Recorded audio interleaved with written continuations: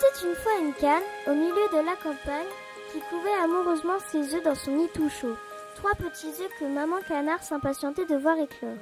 Oh là là, j'ai hâte que mes petits naissent, que je les cajole, que je m'en occupe, que je joue avec eux. Et un jour, alors que le soleil brillait haut dans le ciel, les œufs bougèrent et craquèrent les uns après les autres. Et soudain, tous les jaunes d'œufs étaient devenus vivants et sortaient leurs petites têtes. Comme vous êtes beaux, comme vous êtes jaunes. Maman canard était heureuse de voir enfin ses petits voir le jour. Les canetons s'agitaient et regardaient tout autour d'eux. Mais maman canard était aussi inquiète. Le plus gros et le plus grand de ses œufs n'avaient pas encore éclos. Et pendant des heures, maman et ses petits regardèrent l'œuf en espérant le voir éclore bientôt. Et soudain, l'œuf bougea. L'œuf craqua. L'œuf s'ouvrit. Mais qu'il est laid, s'écria la mère. Il n'est pas mignon, il n'est même pas jaune. Je n'ai jamais vu un canard aussi étrangement laid. Le vilain petit canard s'agita alors, heureux d'être sorti de sa coquille, n'ayant pas conscience de ce que son étrange naissance faisait naître.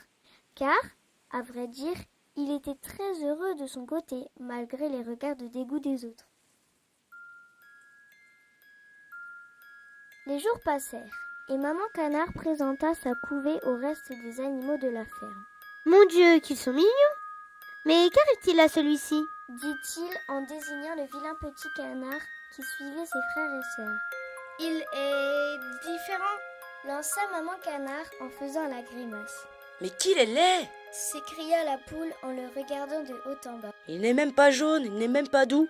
Son bec n'est pas orange et ses plumes sont grises. » Les autres animaux de la ferme se moquaient de son apparence différente. Même ses frères se moquaient de lui. « Tu es laid, tu es moche !» chantèrent-ils à tue-tête en dansant autour de lui. « Tu ne seras jamais un beau canard fier et vigoureux. » Le vilain petit canard était tout triste que personne ne l'aime.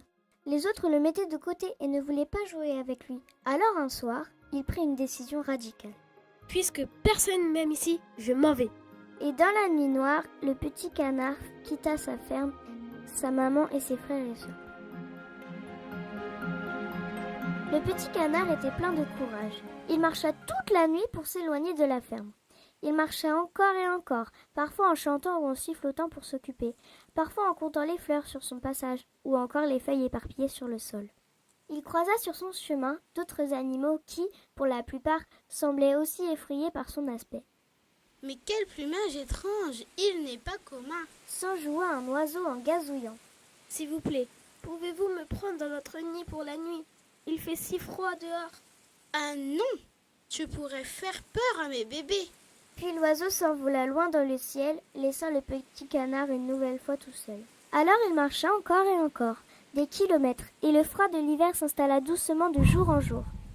Parfois, les nuages cachaient le soleil, parfois la pluie s'invitait à sa fuite. Il n'avait pas de chance et personne ne lui en laissait non plus. S'il vous plaît, monsieur Lapin, pouvez-vous me faire une place dans votre terrier pour l'hiver? Mais qui es-tu, toi? S'étonna le lapin. Bah, je suis un canard. Ha ha ha!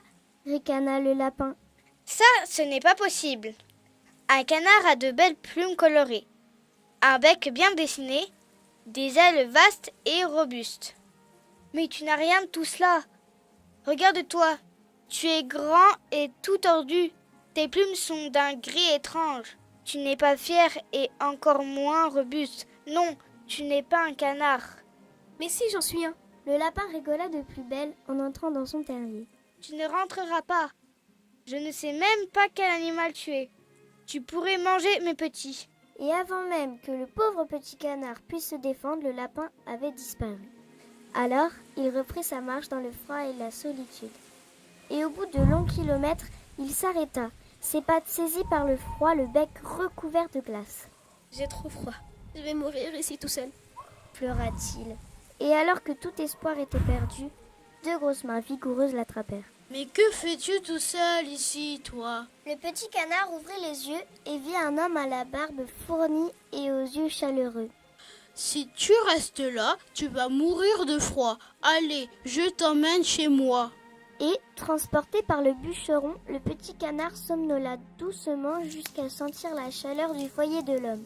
Il l'enveloppa dans une couverture et le posa près du feu. Là, tu seras bien. Tu passeras l'hiver avec moi. Et le petit canard ne put que remercier son sauveur en se blottissant contre lui. L'hiver passa, et bientôt la neige fondit pour laisser naître de beaux bourgeons. Les oiseaux sortaient et virevoltaient, le soleil pointait le bout de son nez, et le ciel bleu et l'air doux remplacèrent le blizzard et les nuages. Ah, voilà mon petit. L'hiver est fini. Chantonna le bûcheron. Je vais pouvoir te rendre la liberté. À ces mots, il prit l'oiseau dans ses bras et l'amena au lac près de son chalet. Voilà, ici, tu seras bien. Apeuré par tant de nouveautés, le petit canard hésita avant de mettre ses pattes dans l'eau. Mais qu'il est beau, qu'il est grand, qu'il est majestueux! S'écrièrent les animaux alentour. Qui ça? Moi? S'étonna le canard. C'est bien la première fois qu'on parle de moi comme ça. Ne dis pas de bêtises, tu es splendide! S'écria une grenouille. Le canard surpris s'avança alors et soudain vit son reflet dans le lac. Mon Dieu, quel changement! Il n'était plus tout gris, il n'était plus tout tordu. Son plumage était d'un blanc étincelant. Il abordait un long cou gracieux. Surprise! Le petit canard n'avait jamais été un canard. Pour dire la vérité, il était un cygne gracieux et magnifique que tous admirèrent avec envie et plaisir. Le cygne s'avança alors et retrouva d'autres cygnes qui, tous sans exception, reconnurent sa beauté. C'est ainsi que le vilain petit canard, détesté des uns, devint un magnifique cygne admiré des autres.